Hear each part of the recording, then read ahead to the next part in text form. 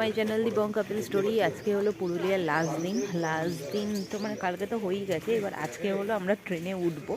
তো ওই যতটুকু সময় এখানে রয়েছি ওইটাই। আর সবাই মানে মালপত্র সব কিছু প্যাকিং ট্যাকিং সবারই হয়ে গেছে। আমাদের টিম পুরো রেডি বেরোনোর জন্য, কলকাতা যাওয়ার জন্য। আমাদের ট্রেন এখান থেকে আর কিছুক্ষণ পরেই। তো আমাদের স্টেশন অবধি যেতেই প্রায় 1-1.5 ঘন্টা টাইম লাগবে, সেই জন্য সবাই তাড়াতাড়ি রেডি হয়ে গেছে। আর এখানে সকালটা খুব সুন্দর, সকালটা মানে উঠলে এটার আলাদাই মজা আছে। কুয়াশা কাটতে কাটতে থাকে, তারপরে এই যে আলোটা আছে খুব সুন্দর। হ্যাঁ, মানে জায়গাটা, রিসর্টটাও খুব সুন্দর। তোমরা আসলে এখানে অবশ্যই আসতে পারো, রিসর্ট নির্জনে। কন্ট্যাক্ট নাম্বার আমি দিয়ে দেবো। হ্যাঁ, তো সেই জন্য এখন সবাই রেডি টেডি হয়ে গেছে, এখন সব বেরোবো। মালপত্র গোছানো হয়ে গেছে। আর এখানে হয়তো ব্রেকফাস্ট নাও করতে পারি, দেখি কি করে সবাই, তা সবার ওপরই ডিপেন্ড করছে।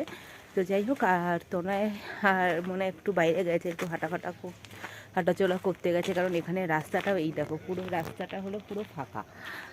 এখান থেকে আসা যাওয়া মানে আমরা এই দিক থেকেই এসছি, এই দিক থেকে আমরা যাব। তো পুরো এই রাস্তাটা, পুরো এই গ্রামের রাস্তা পুরো রেডি হচ্ছে এখন সবাই। আর এখানে পরপর অনেকগুলো রিসোর্ট রয়েছে, একটু ঢুকতে হয় মেন রোড থেকে, কিন্তু যাই হোক ফাঁকা। আর এই কয়েকদিন পুরুলিয়া বাঘেরও ভয় ছিল, তো সেটাও একটা টেনশন ছিল যে এরকম জঙ্গল, মানে চারিপাশে জঙ্গল, বাগান, ক্ষেত, এইখানটা একটু ভয়ও ছিল। কিন্তু যাই হোক, ভগবানের দ্বারা সব কিছু ঠিকঠাক মতো হয়ে গেছে। তো এখন সবাই রেডি হয়ে গেছে আস্তে আস্তে, আরও কিছু লোকের রেডি হওয়া বাকি আছে। সবাই হয়ে গেলে তারপরে রেডি হয়ে সবাই বেরিয়ে পড়লাম বড়ন্তির উদ্দেশ্যে। বড়ন্তি কিন্তু আমাদের এই বরাভূম থেকে অনেকটাই দূরে, প্রায় 2-2.5 ঘন্টার ডিস্টেন্স, তার থেকেও বেশি হবে মনে হয়। তো আমাদের গাড়িতে যেতে অনেকটাই টাইম লেগেছিল। পুরুলিয়া যেতে এই বরাভূম থেকে প্রায় 2 ঘন্টা সময় লেগেছিল। তারপরে ওখান থেকে বড়ন্তি আরও দূরে। হ্যাঁ জানি, তোমাদের শর্টসেও বলেছিলাম বড়ন্তি কিন্তু সকালবেলা আসে না, ওটা আসতে হয় সূর্যাস্তর সময়। কিন্তু অতটা ডিস্টেন্স বলে, আর অনেক বয়স্ক আর বাচ্চারা রয়েছে বলে আমরা ওই জায়গাটা আগে কভার করেছিলাম। তারপর ওখান থেকে আমরা চলে গেছিলাম গড়পঞ্চকোটে। গড়পঞ্চকোট জায়গাটা কিন্তু খুব সুন্দর, আর এটার ইতিহাসও কিন্তু অনেকটা রয়েছে। তো সেই জন্য আমাদের আগের উদ্দেশ্য ছিল যে আমরা আগে গড়পঞ্চকোটটা কভার করে নিই, তারপর ওখান থেকে যাব জয়চণ্ডী পাহাড়। জয়চণ্ডী পাহাড়েও আবার উঠতে হবে অনেকটা, প্রায় 400-450টা সিঁড়ি রয়েছে। তো তার তো বেশিই হবে হয়তো, আমি সেখানে যাইনি, তোমাদের সবটাই দেখাবো এই ভিডিওতে। আমরা গড়পঞ্চকোট পৌঁছালাম। আর হ্যাঁ, তোমাদের বলে রাখি, গড়পঞ্চকোট কিন্তু আমার আগেও আসা, শ্যুটিংয়ের উদ্দেশ্যে আমার কিন্তু গড়পঞ্চকোট আগেই একবার ঘুরে যাওয়া। তাও 2-3 দিনের জন্য এসেছিলাম, তখন তো আর সাইট সিন করা হয়নি। শ্যুটিংয়ে যতটা আশেপাশে ঘোরা যায় ততটাই ঘুরেছি। তো আমরা চলে এসেছিলাম। আর দেখো, আমাদের গাড়ি কিন্তু সবার আগে চলে এসেছিলো, বাকি দুটো গাড়ি আসেনি।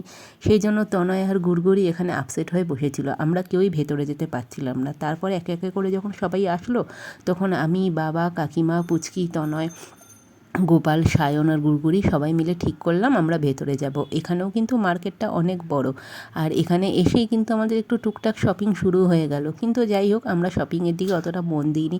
আমাদের আজকে হাতে টাইম কম ছিল, আর কালকেও যেহেতু আমাদের সকাল সকাল ট্রেন ছিল, সেই জন্য আমরা ভেবেছিলাম আজকে তাড়াতাড়ি সব জায়গাগুলো কভার করব, হোটেলে গিয়ে একটু রেস্ট নেব, যাতে কালকে সকালে আমাদের ট্রেনটা ধরতে পারি, আমরা টায়ার্ড হয়ে ঘুমিয়ে না পড়ি। কারণ আমাদের পুরুলিয়া থেকে ট্রেন ছিল। তো আর পুরুলিয়া তো আমাদের এই যেরকম বললাম বরাভূম, এই জায়গাটা থেকে 2 ঘন্টা দূরেই ছিল। তো সেই জন্য আমরা এই জায়গাগুলো আজকে তাড়াতাড়ি করে কভার করতে চাইছিলাম। আর দেখো, এইখানে আসলেই কিন্তু মনে হয় যে এখানে একটা ঐতিহাসিক ছোঁয়া রয়েছে। এটা রাজবাড়ি, পুরনো রাজবাড়ি রাজার, সেইরই ধ্বংসাবশেষ পড়ে রয়েছে, এটাই দেখার। আর এই রকম ঐতিহাসিক জিনিসপত্র দেখতে আমার কিন্তু খুবই ভাল লাগে। না, আমি ইতিহাসের স্টুডেন্ট নয়, আমি ভূগোলের স্টুডেন্ট, কিন্তু আমার এই জিনিসগুলো দেখতে খুব পছন্দের। যাই হোক, তনাই গিয়েছিল এই জায়গাটা, আমি আর ওই দিকটা যাইনি। আমি আর বাবা একটু ওই দোকানগুলোর দিকে ঘুরে বেড়াচ্ছিলাম, আর আমাদের সবাই কিন্তু এই দিকটা গিয়েছিল। আর এখান থেকে কিন্তু এই পাহাড়ের রেঞ্জটা খুব সুন্দর লাগে দেখতে। তারপর এখানেই আমরা কিন্তু লাঞ্চটা করে নিয়েছি, কারণ এখানে লাঞ্চটা না করলে জয়চণ্ডী পাহাড় যেতে যেতে বিকেলই হয়ে যাবে। তো সেই জন্য লাঞ্চ করে আমরা তারপরে আবার বেরিয়ে গেলাম আমাদের নেক্সট ডেস্টিনেশনের উদ্দেশ্যে। জয়চণ্ডী পাহাড় গড়পঞ্চকোট থেকে খুব একটা ডিস্টেন্সের ছিল না, প্রায় 1.5 ঘন্টা ডিস্টেন্সের মতো ছিল। তো সেই জন্য ভাবলাম যে আমরা যখন এতটা জায়গায় কভার করিয়ে নিয়েছি, তাহলে এখানে এত যাওয়ার তাড়া করবো না, ধীরে সুস্থেই যাব, গাড়ি যেরকমভাবে চলছে সেরকমভাবেই চলুক। আর আমরা একটু খুনসুটি এরকম গান বাজনা করছিলাম গাড়ির ভেতরে। আর গুড়গুড়ি কিন্তু এতদিন আমাদের সাথে গাড়িতে যায়নি, এই প্রথমবার ও বাবা মাকে ছেড়ে আমাদের সাথে ও আর ওর দাদা এসেছিল, তাই ওরা খুব মজাই পাচ্ছিল। অবশেষে পৌঁছলাম আমরা জয়চণ্ডী পাহাড়। ওই পাহাড়ের একদম শিখরে কিন্তু একটা মন্দির রয়েছে, সেই মন্দিরে উঠতে হবে, কিন্তু আমার আর শরীর আজকে সাথ দিচ্ছিল না, তাই আমি তনয়কে বললাম যে তুমিই যাও। আর আজকে আশ্চর্যের বিষয় হলো বাবাও কিন্তু তনয়ের সাথে গিয়েছে। বাবা কিন্তু আগে কোনো পাহাড়েই এইখানে পুরুলিয়া আসার পর দিয়ে ওঠেনি, মন্দির ছিল বলে বাবা ওই দর্শনের জন্য গিয়েছিল। এইখানে জয়চণ্ডী মাতার মন্দির, যেটা দেখতেই পাচ্ছ অনেকটা উঁচুতে এই পুরো পাহাড়। এই সিঁড়িটা উঠে উঠে আসতে হয়, কিন্তু বামনি ফলসের মতো এখানে সিঁড়িটা না, এখানে অনেক চওড়া সিঁড়ি সুন্দরভাবে। আর বামনি ফলসের সিঁড়িটা আরও মানে বিপজ্জনক ছিল, সেই হিসাবে জয়চণ্ডী পাহাড়ের এই সিঁড়িটা অনেক ভালো। তারপরে সূর্যাস্ত তো এখানে হয়েই গেল আমাদের। এটা কিন্তু এই বরন্তি থেকে দেখার কথা ছিল, আমরা এখান থেকে দেখলাম। এরপর হোটেলে এসে আমাদের একটু টুকটাক নাচ গান এইসব কিছু হচ্ছিল, লাস্ট দিন যেহেতু, সেই জন্য আমরা একটু নাচাগানা করছিলাম, যেহেতু আমাদের একটু তাড়াতাড়ি চলে এসেছি, সময় আগেই চলে এসেছি। আমাদের হিসেব মতো আসার কথা ছিল 9টার সময়, যদি আমরা বরন্তি দেরিতে যেতাম, কিন্তু আমরা তাড়াতাড়ি চলে এসেছি। সেই জন্য আমরা ভাবলাম এই যে একটু আলো এখানে নাচ গান এইসব কিছু করি, তো সেই হিসেব মতোই আমরা একটু নাচ গান এইসব সব কিছু করছিলাম, খুব মজাই হচ্ছিল। আর এই দেখো তনয় কিন্তু এখানে অনেক নাচ গান এইসব শুরু করে দিয়েছে, আর আমার সব জামাইবাবুরা, কাকু কাকিমা সবাই ওর সাথে কিন্তু সব যোগদান করেছে। দেখো এখানে কিন্তু কাকু খুব মজা পেয়েছে, আর এখানে নাচানাচি করছে, আর এখানে সব দুজন জামাইবাবুও রয়েছে, ওরাও নাচানাচি করছে। আর এরকমভাবেই আমাদের লাস্ট দিনটা আমরা কাটালাম। কিন্তু আমি সেই দিন তাড়াতাড়ি একটু শুয়েই পড়েছিলাম, যেহেতু আমি একটু টায়ার্ডই ছিলাম, আমার শরীরটা অতটা ভালো ছিল না। সেই জন্য আমি তনয়কে বললাম যে তুমি ওদের সাথে এনজয় করো, আর আমি শুতে যাচ্ছি। তো আমি আর বাবা তাড়াতাড়ি সেদিনকে শুয়েই পড়েছিলাম।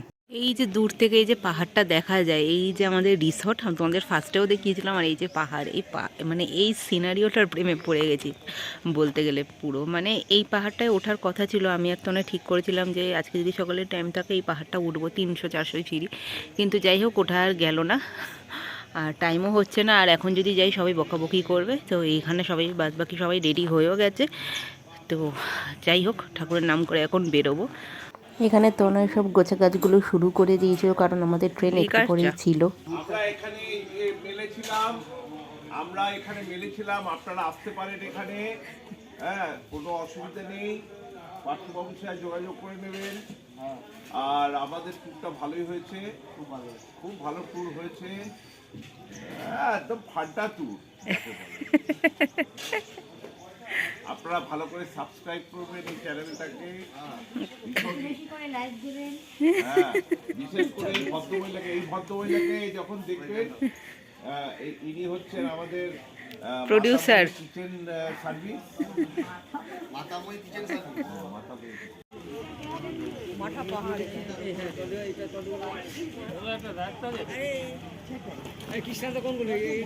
নমস্কার, আমি তাপস হরিওম ট্রাভেলস থেকে বলছি। দাদারা, অভিজিৎ বাবুর পুরো ফ্যামিলি, পরিবার, বন্ধু বান্ধব, একটা 20-22 জনের টিম এসেছেন। 3 রাত্রি 4 দিন আমাকে সময় দিলেন। জেনে নেবো দাদার কাছ থেকে পুরুলিয়া কেমন লাগলো। অভিজিৎ বাবু, প্রথমে আপনাকে জানাই শুভ নববর্ষে, শুভ মানে হ্যাপি নিউ ইয়ারের আন্তরিক শুভেচ্ছা অভিনন্দন। কেমন লাগলো? খুবই ভালো আমাদের রিসর্টটা, এবং পার্থবাবু আপনি আমাদের যা সহযোগিতা করেছে, সবাই খুশি।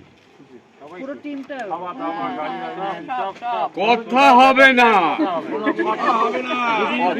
কেমন লাগলো? খুবই ভালো লেগেছে আমাদের এইটা, আপনাদের এই পুরো টিমটা, খাওয়া দাওয়া, গাড়ি ড্রাইভার, কথা হবে না, কোনো কথা হবে না।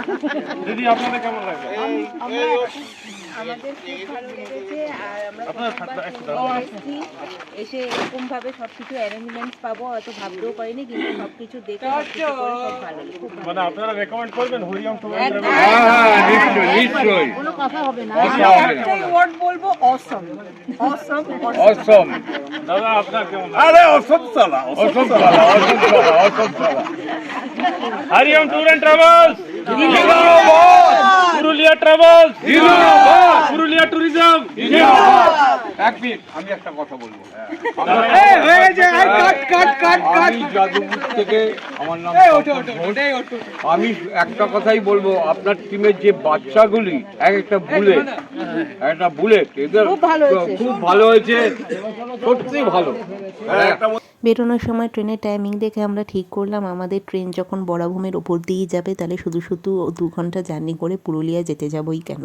তো সেই জন্য আমরা পুরুলিয়া থেকে ট্রেনে ওঠার প্ল্যানটা ক্যান্সেল করে বরাভূম স্টেশনে একদম এসে পৌঁছালাম। আর এই দেখো আমাদের ট্রেন কিন্তু প্রায় 1 ঘন্টা 15 মিনিট লেট ছিল বরাভূম এসেও। তো সেই জন্য আমরা ওখানেই ওয়েট করছিলাম, ট্রেন আসার ওয়েট করছিলাম, এবং ট্রেনে ওঠার পর আমাদের ব্রেকফাস্টটা কিন্তু হোটেল থেকেই দিয়ে দিয়েছিলো। তো আমরা ওখান থেকে ব্রেকফাস্ট করে তারপরে টুকটাক চানাচুর, চিপস এইসবই খেয়েছি। আর দুপুরে লাঞ্চের জন্য বলেছিলাম, কিন্তু লাঞ্চটা একেবারেই খাওয়ার যোগ্য ছিল না।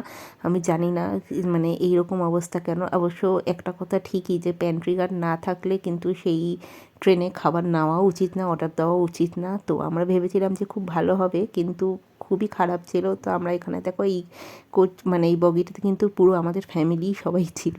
তো আমরা তারপরে হাওড়া পৌঁছালাম প্রায় 7:30 8টার দিকে। আর যেহেতু ট্রেনটা অনেকটাই লেট ছিল, প্রায় 2 ঘন্টা লেট তো হয়েই গিয়েছিলো হাওড়া ঢুকতে। তারপর ওখান থেকে আমরা উবের করে আসলাম বাড়ি, মানে এই হাওড়া থেকে এখানে উবের নিয়ে আমরা আসলাম বাড়ি। আর তনয় গিয়েছিল ফ্ল্যাটে। যাই হোক, ভিডিওটা ভালো লেগে থাকলে অবশ্যই সাবস্ক্রাইব করো, লাইক করো, শেয়ার করো। টাটা।